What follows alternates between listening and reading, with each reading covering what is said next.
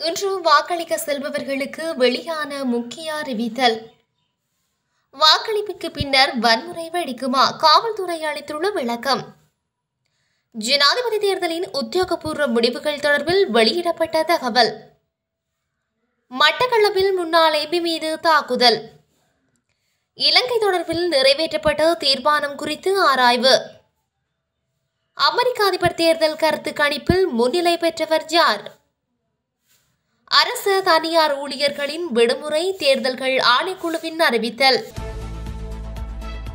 ஜனாதிபதி தேர்தலுக்கான வாக்களிப்பு நடவடிக்கைகள் இன்று காலை 7 மணிக்கு ஆரம்பமாகியுள்ளன. காலை 7 மணிக்கு ஆரம்பமாகியுள்ள வாக்களிப்பு நடவடிக்கைகள் மாலை 4 மணி வரையில் இடம்பெறும் என தேர்தல்கள் ஆணைக்குழு அறிவித்துள்ளது. ஜனாதிபதி தேர்தலுக்கு வாக்களிக்க வாக்காளர்களின் அடையாளத்தை உறுதிப்படுத்த பின்வரும் ஆவணங்களில் ஒன்றை எடுத்து செல்வது கட்டாயமாக்கப்பட்டுள்ளதாக தேர்தல்கள் ஆணையாளர் தெரிவித்துள்ளார். தேசிய அடையாள அட்டை, செல்லுபடியாகும் கடவுச்சீட்டு, செல்லுபடியாகும் சாரதி அனுமதி பத்திரம், பொது சேவை ஓய்வூதிய அடையாள அட்டை, முதியோர் அடையாள அட்டை, மதகுருமார்களுக்கான அடையாள அட்டை, தேசிய அடையாள அட்டை, தகவலை உறுதிப்படுத்தும் கடிதம், மாற்றுத்திறனாளிகளுக்கு தேர்தல் ஆணைக்குழுவால் வழங்கப்படும் தற்காலிக அடையாள அட்டை, ஏனைய நபர்களுக்கு தேர்தல் ஆணைக்குழுவால் வழங்கப்படும் தற்காலிக அடையாள அட்டை. மேற்படி ஏற்றுக்கொள்ளப்பட்ட 9 ஆவணங்களில் ஏதேனும் ஒன்றை சமர்ப்பிக்க முடியும் என ஆணையாளர் தெரிவித்துள்ளார். ஜனாதிபதி தேர்தல் ஆரம்பமாகியுள்ள நிலையில் வாக்களிப்பின் பின்னர் வன்முறை வெடிக்குமா? அத்தியாவசிய பொருட்களை வாங்கி வைத்துக் கொள்ள வேண்டுமா என்ற கேள்விக்கு காவல்துறை ஊடக பேச்சாளர் நிகால் தல்துவ பதிலளித்துள்ளார். இதன்படி மக்கள் கடந்த தேர்தல் பிரச்சார காலத்தை போல் சட்டத்தை மதித்து நடந்தால் பிரச்சனை ஏதும் நடக்காது என கூறிய அவர், காவல்துறை மற்றும் காவல்துறை விசேட அதிரடிப்படை சட்டம் ஒழுங்கை நிலைநாட்ட தயார் நிலையில் இருப்பதாக கூறினார். கடந்த காலங்களோடு ஒப்பிடும்போது தேர்தலுக்கு முன்னரான பிரச்சாரம் இடம்பெற்ற காலம் மிகவும் அமைதியாக இருந்ததாக அவர் குறிப்பிட்டுள்ளார். இதுவரை 450 தேர்தல் தொடர்பான காவல்துறை முறைப்பாடுகள் கிடைத்த போதும் அதில் 10 சம்பவங்கள் மட்டுமே சற்று கவனிக்கத்தக்க சம்பவம் என கூறியுள்ளார். மேலும் 63,000 காவல்துறையினர் தேர்தல் தொடர்பான நேரடி கடமைகளில் உள்ளதாகவும் 20,000க்கும் அதிகமான காவல்துறையினர் ரோந்து நடவடிக்கையில் உள்ளதாகவும் அவர் மேலும் தெரிவித்துள்ளார். நாடளாவிய ரீதியில் 9வது ஜனாதிபதியை தெரிவு செய்யும் தேர்தல் நடைபெற்று வருகின்றது. இந்த நிலையில் நாளை அதிகாலை முதல் உத்தியோகபூர்வ தேர்தல் முடிவுகள் வெளியாகும் என தேர்தல்கள் ஆணைக்குழுவின் ஆணையாளர் நாயகம் சமன் ஸ்ரீநாத் நாயக்க தெரிவித்துள்ளார். உத்தியோகபூர்வ பெறுபேறுகள் அதிகாரிகளால் வழங்கப்பட்டதன் பின்னர் ஆணைக்குழுவினால் பெறுபேறுகள் வெளியிடப்படும் என ஆணையாளர் நாயகம் தெரிவித்துள்ளார். 38 வேட்பாளர்களின் பெறுபேறுகளும் ஊடகங்களுக்கு வெளியிடப்படும் என அவர் சுட்டிக்காட்டியுள்ளார். எவ்வாறாயினும் அதற்கு முன்னதாக தபால் மூல வாக்களிப்பு முடிவுகளை வழங்க முடியும் எனவும் அவர் மேலும் தெரிவித்துள்ளார். ஊடகங்கள் போட்டித்தன்மைக்கு அமைய முன்கூட்டியே பெறுபேறுகளை வெளியிடக்கூடாது. ஆணைக்குழு வழங்கும் உத்தியோகபூர்வ முடிவுகளை மட்டுமே வெளியிடுமாறு அவர் மேலும் தெரிவித்துள்ளார். மட்டக்களப்பு கல்குடா தொகுதியின் ஐக்கிய மக்கள் சக்தியின் இணைப்பாளரும் முன்னாள் நாடாளுமன்ற உறுப்பினருமான ஜெயநாதமூர்த்தியின் மீது தாக்குதல் நடத்தப்பட்டுள்ளது. வாழைச்சேனையில் உள்ள அவரது வீட்டிற்கு நேற்றிரவு சென்ற இனந்தெரியாத நபர்கள் அவரின் வீட்டின் மீது தாக்குதல்களை முன்னெடுத்துள்ளதுடன் அங்கு வைக்கப்பட்டிருந்த பதாதைகளும் கிழிக்கப்பட்டுள்ளன.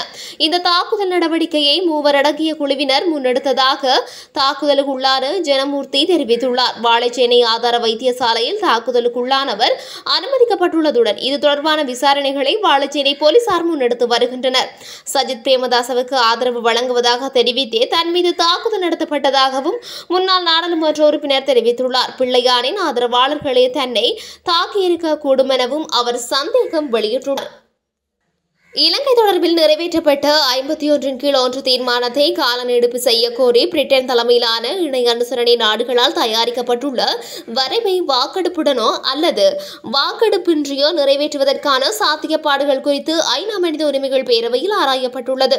ஐக்கிய நாடுகள் மனித உரிமைகள் பேரவையின் 57வது கூட்டத்தொடர் கடந்த 9ஆம் தேதி ஆரம்பமானது. அன்றைய தினம் உலகளாவிய மனித உரிமைகள் நிலவரம் தொடர்பான ஐநா மனித உரிமைகள் உயர்ஸ்தானிகர் வால்கர் டர்க்கின் உரை மற்றும் மியான்மர் மனித உரிமைகள் நிலவரம் தொடர்பான எழுத்து மூல அறிக்கை, அதன் மீதான விவாதம் என்பவற்றை தொடர்ந்து இலங்கை விவகாரம் குறித்து ஆராயப்பட்டுள்ளது. அமெரிக்காவில் எதிர்வரும் நவம்பர் மாதம் 5ஆம் தேதி ஜனாதிபதி தேர்தல் நடைபெறவுள்ளது. குறித்த தேர்தலில் ஜனநாயக கட்சி சார்பில் இந்திய வம்சாவளியைச் சேர்ந்த கமலா ஹாரிஸ், குடியரசுக் கட்சி சார்பில் டொனால்டு டிரம்ப் போட்டியிடுகின்றனர். கடந்த 10ஆம் தேதி 2 வேட்பாளர்களும் தொலைக்காட்சி நேரடி விவாதத்தில் பங்கேற்றனர். இந்த நிலையில் நேரடி விவாதம் மற்றும் அதற்கு முன்பு நடத்தப்பட்ட பல்வேறு கருத்து கணிப்பு முடிவுகள் வெளியாகியுள்ளன. குறிப்பாக நேரடி விவாதத்திற்கு பின்னர் 11ஆம் தேதி முதல் 19ஆம் தேதி வரை ராய்ஸ் இப்சோல் நடத்திய கருத்து கணிப்பில் கமலா ஹாரிஸுக்கு ஆதரவாக 47% வாக்காளர்கள் கருத்து தெரிவித்துள்ளனர். இதன் மூலம் டிரம்ப் பின்னடைவை சந்தித்துள்ளமை இங்கு தெரிய வந்துள்ளது. எதிர்வரும் ஜனாதிபதி தேர்தலை முன்னிட்டு அரசு மற்றும் தனியார் துறைகளில் சேவையாற்றும் ஊழியர்களுக்கு விடுமுறை வழங்க தொழில் வழங்குநர்கள் நடவடிக்கை எடுக்க வேண்டும் என தேர்தல்கள் ஆணைக்குழு மீண்டும் அறிவுறுத்தியுள்ளது. அவ்வாறு விடுமுறை வழங்காத நபர்களுக்கு எதிராக முறைப்பாடுகள் கிடைக்கப்பெறுமாயின் அவர்களுக்கு எதிராக கடுமையான சட்ட நடவடிக்கை எடுக்கப்படும் எனவும் குறிப்பிடப்பட்டுள்ளது. இது தொடர்பில் வெளியாகியுள்ள அறிக்கையில் வேதனம் மற்றும் சொந்த விடுமுறையினை இழக்காத வகையில் வாக்காளர்களுக்கு தமது வாக்கினை அளிப்பதற்கு சந்தர்ப்பத்தை வழங்க நடவடிக்கை எடுக்க வேண்டும். அரசு நிறுவனங்களின் அலுவலர்களுக்கு விசேட விடுமுறை தொடர்பான விதிக்கோவையில் ஜனாதிபதி தேர்தலின் வாக்களிப்பதற்கு தொடர்ச்சியாக 4 மணி நேரம் தேவை என்பதால் அன்றைய தினம் விசேட விடுமுறை வழங்கப்பட வேண்டும். தனியார் துறை ஊழியர்களுக்கு அவ்வாறான எழுத்து மூல கட்டளைகள் இன்மையினால் மனித உரிமை ஆணைக்குழு, தொழில் அமைச்சு மற்றும் தொழில் திணைக்களம் என்பன தேர்தல்கள் ஆணைக்குழுவுடன் கடந்த காலங்களில் ஏற்படுத்திய உடன்பாட்டுக்கு அமைய இந்த தேர்தலிலும் அதனை கடைபிடிக்க வேண்டும். இதற்கமைய தனியார் துறையில் பணியாற்றுபவர்கள் தங்களது சேவை நிலையத்திலிருந்து வாக்கெடுப்பு நிலையத்திற்கு செல்ல வேண்டிய தூரம் 40 கிலோமீட்டர் அல்லது அதற்கு குறைவாக காணப்படுமாயின் அரை நாள் விடுமுறையும், 40 முதல் 100 கிலோமீட்டருக்கு இடைப்பட்ட தூரம் எனில் ஒரு நாள் விடுமுறையும் வழங்கப்படல் வேண்டும் என மீண்டும் அறிவிக்கப்பட்டுள்ளது.